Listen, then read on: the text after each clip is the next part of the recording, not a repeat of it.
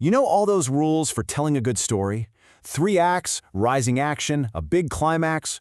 Well, what if I told you that we've gotten the origin story of those rules completely wrong? We're about to dive into a 2,300-year-old detective story, so let's get into it. Right. That name is Aristotle. For centuries, his work, the Poetics, has been held up as the ultimate playbook, the timeless instruction manual for every kind of story, from an ancient epic all the way to the latest blockbuster. But here's the big question. What if the rules we all live by today have almost nothing to do with what Aristotle was actually talking about? What if our entire understanding is based on a massive, centuries-long game of telephone? To unravel this, we have to go back, way back. And what we find there isn't some stuffy, quiet library. Oh no, it's something way more vibrant, more political, and honestly, just spectacular. Okay, so first things first, we've been calling it the wrong thing this whole time. These incredible plays weren't the product of some generic Greek culture. Nope, they were the unique, kind of combustible creations of one single city, Athens, right at the absolute peak of its power. And when I say peak, I mean it was like a flash of lightning. All the surviving plays we still have today, they were all written in this tiny little 65-year window. To put that in perspective, that's a shorter amount of time than between the original Star Wars and today. This wasn't some timeless tradition. It was a local phenomena, a moment in time. We have this image of Greek tragedy as this very solemn, very quiet, kind of stuffy affair, right?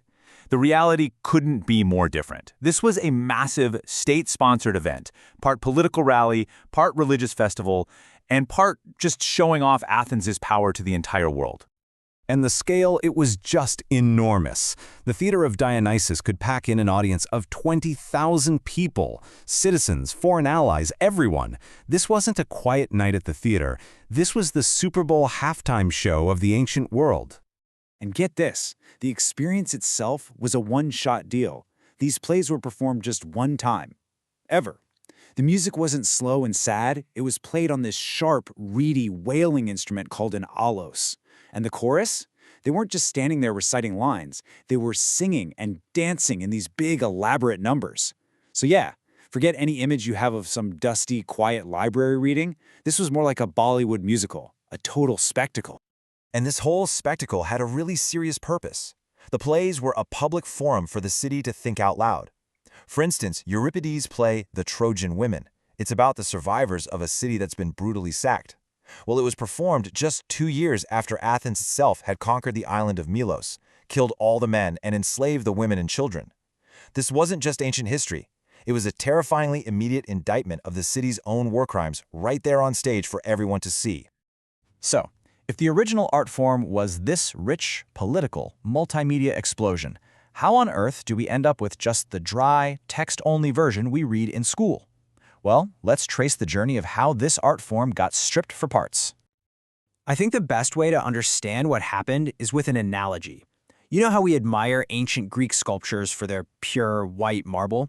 We see it as this ideal of classical beauty. The thing is, they were never meant to be white. Originally, they were painted in bright, vivid, almost gaudy colors. Over centuries, all that paint just weathered away, leaving the bare stone. The exact same thing happened to these plays.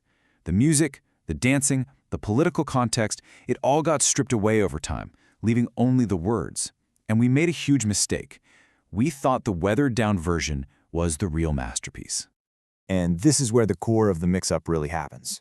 When Aristotle used the word plot, he didn't just mean what happens next. He meant the arrangement of morally charged actions. And when he said character, he wasn't talking about private psychology or personality. He meant a person's moral character as it's revealed through their public choices. We basically shifted the entire focus, from public action to private feelings. So here's how that game of telephone played out step by step. It starts with Aristotle, who analyzes the plays, but kind of strips them of their specific Athenian context. Fast forward a couple thousand years, and a German novelist named Gustav Freytag turns Aristotle's observations into a rigid, mechanical formula. And then finally, in the 20th century, writers like Dwight Swain repackaged that formula for a commercial, mass-market audience. Okay, so how does this ancient history lead directly to the story formulas we know so well today? This is where the whole thing gets industrialized. You've probably seen this before, right? Freytag's pyramid. This 5x structure is taught in basically every film school and creative writing class.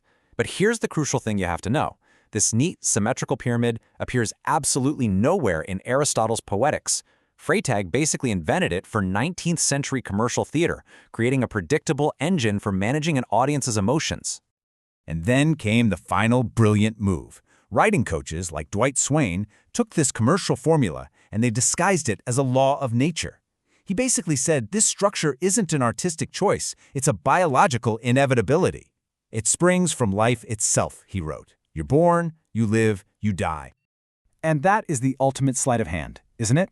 You take a practical, industrial technique designed for a very specific market, and you rebrand it as a timeless, universal truth that has supposedly been with us since the dawn of time. So why does digging up this 2,300-year-old history actually matter to any of us when we sit down to watch a movie tonight? Well, it matters because it reveals a powerful truth. The so-called rules of storytelling that we all take for granted, they aren't ancient wisdom handed down from some lonely genius. For the most part, they are the logic of the modern assembly line, designed to create a predictable, efficient, and profitable product. Understanding this history does three really powerful things for us. First, it gives those original Athenian plays back their political guts and their courage. Second, it helps you spot the hidden formulas working behind the scenes in the movies and shows you love. And most importantly, it empowers you to see the invisible systems that are constantly shaping the stories we're told every single day. Which, of course, leaves us with one last, crucial question. If so many of our stories are written by a system, whether that system is the ancient Athenian city-state or a modern Hollywood studio, who gets to write the next chapter, and what new rules will they create?